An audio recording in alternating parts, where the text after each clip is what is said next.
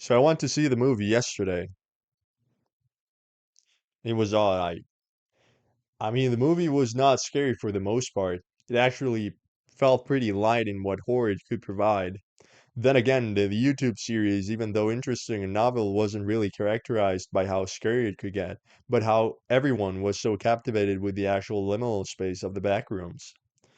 The movie for the Backrooms was directed by Kane Parsons, the creator of the original series, currently a 20-year-old English YouTube sensation, who just 4 years after having published the series' first episode, is already world-renowned and directing his own movie. And I mean, good for him.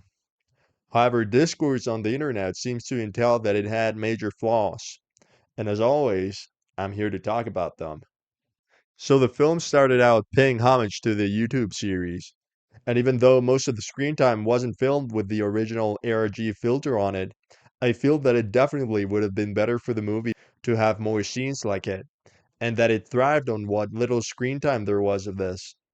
Seeing the back rooms in full 4K and recorded with modern cameras for the first time felt weird and out of place, almost taking me out of the immersion. I feel like the back rooms were always meant to be filmed with the filter that the originals were in. Aside from this, the set drops and props looked amazing. Everything from the furniture to the shoes being half inserted into the floor, the optical illusion door and pathways. They got that just right. The acting wasn't bad, but the transitions and the filmmaking in general felt a little weird. Maybe they were going for that, but it didn't feel intentional and felt more like this fell on Kane himself. This is felt especially in the beginning of the movie, and in general, every scene that had to do with the random mother and daughter that were only in the movie for what I can only think is stretching the runtime. Shy Weedle, She Weddle, Shy Weedle, I'm sorry for butchering the name, did an amazing job, and so did Renate. Both of their performances were great and encapsulated mostly what a normal human being would if they were to suddenly stumble upon the back rooms. There were some great scenes that were referencing common RAG tropes, such as the person with a weird voice calling as if they were an alternate from Vendetta catalog, and the TV otherworldly ads that we see in almost any RAG we can stumble upon. What the movie didn't do so great was the horror itself. The only real parts that felt thrilling were when we had scenes filmed in the original style.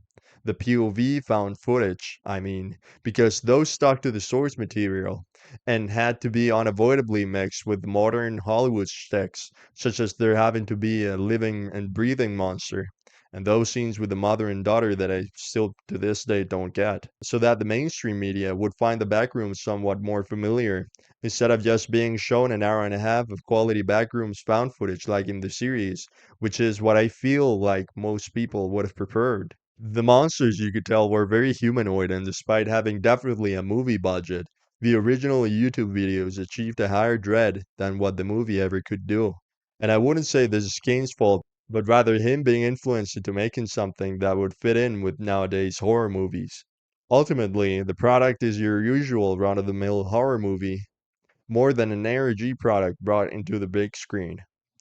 Therefore, the only standout thing was the backrooms themselves. They felt real and were marvelously made.